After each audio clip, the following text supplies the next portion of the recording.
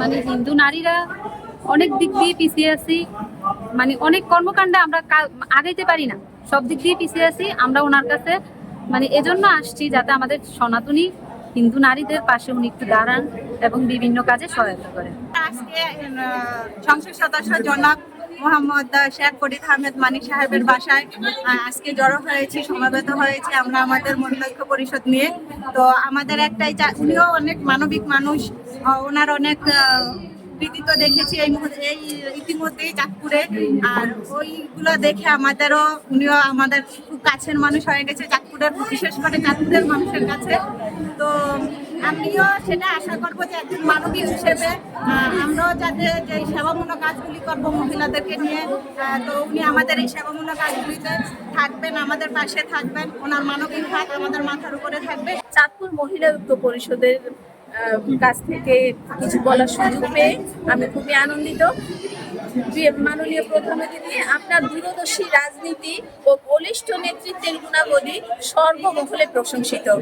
আপনার মাধ্যমে আমাদের এই সমাজে সাম্প্রদায়িক সম্প্রীতি বজায় থাকবে এবং মহিলা ঐক্য পরিষদ আপনার মতো একজন অভিভাবক পাবে, এই আশা নিয়ে থেকে পিছিয়ে আসছে। এমপি সাহেবের কাছে আমাদের আশা এটাই, ওনার অনেক সুনাম আমরা শুনেছি, আবার অনেক কাজকর্মে আমরা মানে ওনার কর্মকাণ্ডগুলো দেখে খুশি হয়েছি। এখন উনি আমাদের নারীদের দিকে একটু যদি চিন্তা করে, আমরা অনেক কিছু কিন্তু বলতে পারি না, তো আমরা ওনার কাছে আসলে আমরা যেন খালি হাতে না ফিরি, আমাদের দাবিগুলো দেখবে দৃষ্টি দেখে। এমপি সাহেবের কাছে আসছি, আমাদের হিন্দু সমাজে একটি পথের সমস্যা, আমরা তো যাতায়াতের অবস্থা খুবই খারাপ, ওখানে একটু রাস্তা যদি বেঁধে দিত আমরা হিন্দু সমাজের লোকজন অনেক উপকৃত হতাম।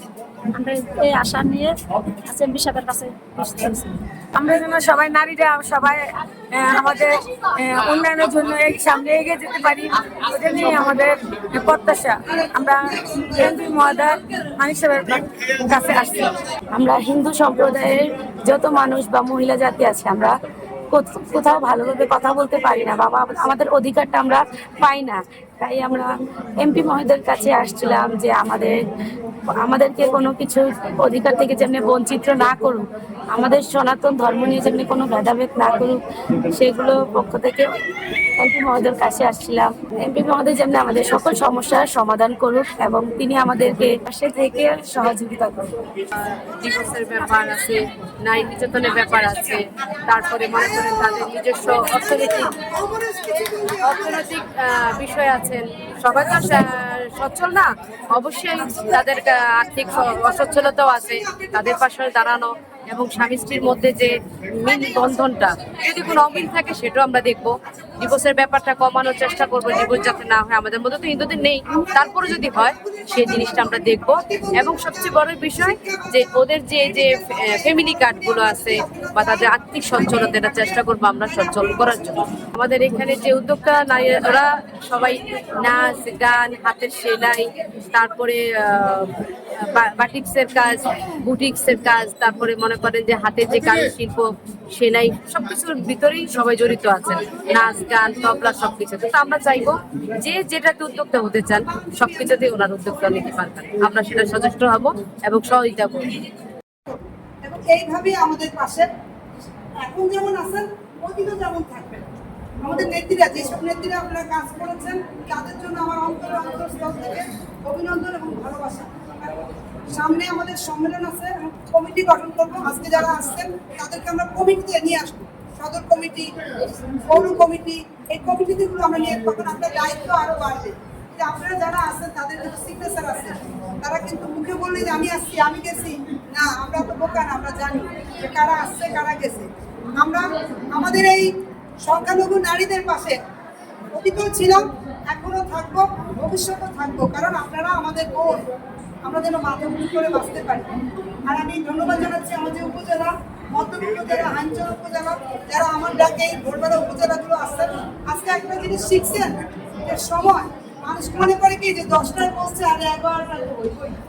হ্যাঁ, আমরা কিন্তু এর ক্ষেত্রে একটু অন্যরকম, আমরা 9টা বলছি, কিন্তু তারপরে এসে দেখে আমাদের একদম পারফেক্ট, আমরা সবাই ঢুকে গেছি। একই সাথে কিন্তু এমন হয় না যে উনি এসে বসে রয়েছে আমাদেরকে পায় না। আমরা সময়কে কদর করতে জানি, আর যে সময়কে কদর করতে জানে কখনো কোনো কাজে আটকে থাকে না। আমি খুবই একজন সাধারণ মানুষ, অনেক কষ্ট অনেক সংগ্রাম করে আজকে এইটুকু এসেছি। আর আমার মূল টার্গেটটা হলো যে আমি সংগ্রাম করেছি, আমি কষ্ট করে আজকে মাথা উঁচু করে বাঁচতে শিখেছি। আমার এই থিওরিটাই আমি আপনাদের মধ্যে দিতে চাই। আমার কিচ্ছু ছিল না, 10 টাকার জন্য আমি 2 মাইল রাস্তা হেঁটেছি। আমি সেই শিপ্রা মজুমদার, এখন 10,000 টাকা আমি দিতে পারি। 10 টাকার জন্য আমি 2 মাইল রাস্তা হেঁটেছি, আমার কাছে 10 টাকা ছিল না দিদি। সেই কষ্টের দিনটা আমার গেছে, কিন্তু আপনারাও কোনো বসে থাকবেন না, এইভাবেই দেখবেন যে আগায় যাবেন। অন্যের সমালোচনা, অন্যের কথা বলে কে কে বললো এগুলো শোনার টাইম এখন আর নাই। এই শতাব্দীতে নাই, ডিজিটাল দেশে নাই। আমরা এখন সামনে এগিয়ে যাব, সামনে এগিয়ে যাব। আমাদের অবরোধ দপ্তরকে আমি ধন্যবাদ জানাচ্ছি। ও যে পথ আমাদেরকে দেখাইছে, ও অত্যন্ত প্রগতিশীল। এবং আমার ছোট ভাই ও যেভাবে আমাকে দিক নির্দেশনা দিয়েছে, এটা আমি অলওয়েজ বলবো যে আমি সফল। ওর কথাই কিন্তু আমি আপনাদের সবাইকে ডেকে নিয়ে আসছি। তো আপনারা ওর জন্য একটা হাততালি দিবেন।